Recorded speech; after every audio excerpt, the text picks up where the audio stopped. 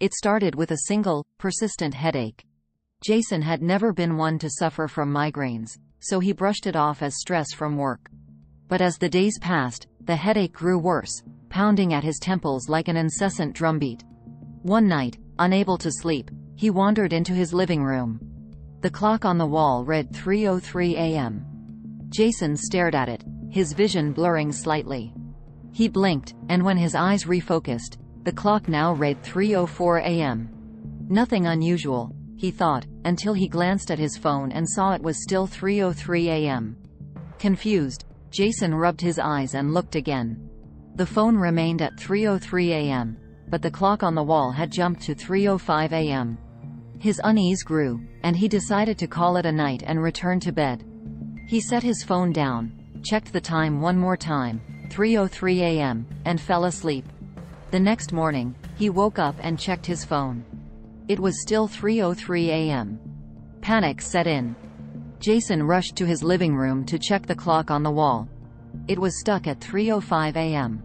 He ran to his kitchen, bathroom, and bedroom, checking every clock in the house. Each one was frozen at a different time. Jason's heart raced as he dialed his friend Mark. The phone rang once, twice, and then Mark answered. "Hey, Mark, something's really wrong," Jason blurted out. "All the clocks in my house are stuck at different times." Mark was silent for a moment before replying, "Jason, what are you talking about? We had this conversation yesterday." Jason's blood ran cold. "What do you mean yesterday?" "Yesterday, you called me, freaking out about the clocks. You told me the same thing you're telling me now. I thought you were playing a prank." Jason felt a chill run down his spine.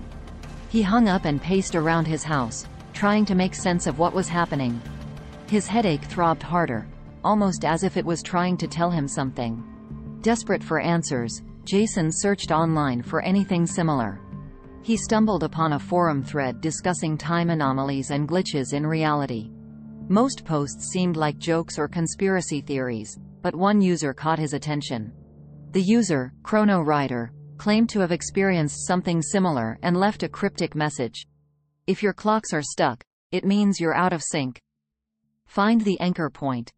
Jason had no idea what that meant, but he was willing to try anything. He grabbed a pen and paper and wrote down every instance of the time he remembered seeing in the past few days. As he did, a pattern emerged. Every time he saw, heard, or mentioned had the number 3 in it. 3:03 a.m. 3:33 p.m. 1300, 1 p.m. It was always a 3. He decided to return to the forum and message Chrono Rider. To his surprise, Chrono Rider responded almost immediately. "To sync back, you need to confront the source of the anomaly. Look for the place where the 3 first appeared." Jason thought back to when the headache started. It was shortly after he had bought an old, ornate mirror at a flea market. He had been drawn to its intricate design and bought it on a whim.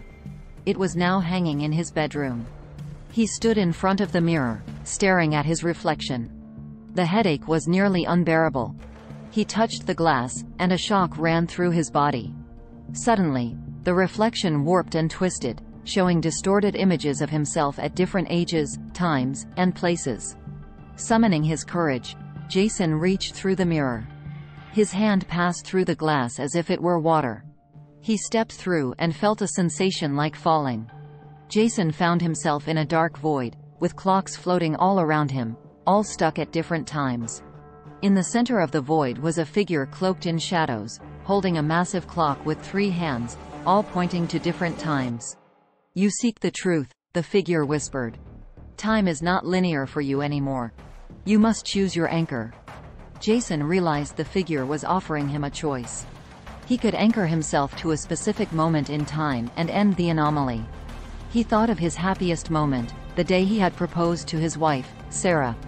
He focused on that memory, and the void around him began to dissolve. Jason awoke in his bed, the morning sun streaming through the window.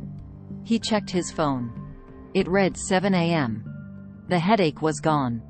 He rushed to the living room and saw the clock on the wall, ticking normally. Relieved, he sat down and took a deep breath. But as he exhaled, he noticed something odd. The date on his phone was wrong. It was the day before he had bought the mirror. Jason's mind raced. Had he traveled back in time? He decided not to buy the mirror this time. He went to the flea market and saw the mirror, but he walked past it. He felt a strange sense of déjà vu but kept moving. Days turned into weeks, and life returned to normal. The headaches never returned, and the clocks remained in sync. Jason often thought about that night and the choice he made. He never spoke of it to anyone, not even Sarah.